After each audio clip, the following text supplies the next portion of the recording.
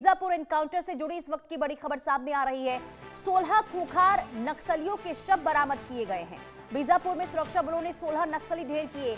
कल बीजापुर के जंगलों में एनकाउंटर हुआ था और अब 16 नक्सलियों के मारे जाने की खबर सामने आ रही है। यानी कि सुबह तक देखिए संख्या 13 बताई जा रही थी, लेकिन अब इस संख्या में इजाफा हुआ है। 16 नक्सली जिनके शव बरामद किए गए हैं। लाल आतंक पर लगातार एक्शन सुरक्षा बलों का, और इसी बीच कल बड़ी कार्रवाई हुई है। बड़ा ऑपरेशन चलाया गया सुरक्षा बलों की ओर से, जिसमें 16 खूंखार नक्सलियों को ढेर किया गया है। 16 नक्सलियों के शव बरामद किए गए हैं। तो बीजापुर एनकाउंटर से जुड़ी इस वक्त की ये बड़ी खबर सामने आ रही है। 16 नक्सलियों के शव बरामद किए गए हैं और इसी के साथ ही आपको ये बता दें कि इस बड़े ऑपरेशन को लेकर लगातार सुरक्षा बलों की ओर से छत्तीसगढ़ के संवेदनशील इलाकों में सर्च ऑपरेशन लगातार तेजी के साथ आगे बढ़ाते हुए सुरक्षा बल जो है वो नजर आ रहे हैं, जिसमें सफलता भी हाथ लग रही है।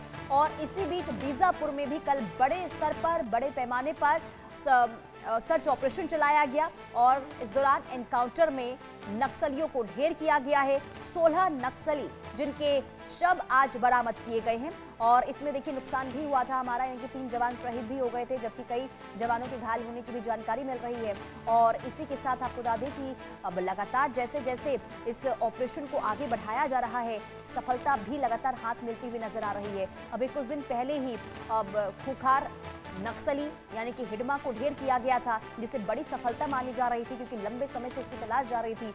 और इसी बीच कल बीजापुर में ये बड़ा ऑपरेशन, जिसमें 16 नक्सलियों को ढेर किया गया एनकाउंटर के बाद। तो ये बड़ी खबर आपको बता रहे हैं और लाल आतंक के खात्मे को लेकर ये बड़ी कार्रवाई इस वक्त देखने को मिल रही है, क्योंकि नक्सल मुक्त भारत बनाना है, इसका संकल्प लिया गया। और थोड़े दिन पहले ही प्रधानमंत्री नरेंद्र मोदी जब डीआईजी कॉन्फ्रेंस में शामिल हुए थे, गृह मंत्री अमित शाह उसमें शामिल हुए थे, रक्षा मंत्री राजनाथ सिंह शामिल हुए थे, जिसमें एक बार फिर से ये कहा गया कि नक्सल मुक्त भारत को बनाना है, उस दिशा में निरंतर काम होने चाहिए। ऑपरेशन इसे लेकर और मजबूत होने चाहिए और इसी दिशा में लगातार कार्रवाई भी हो रही है।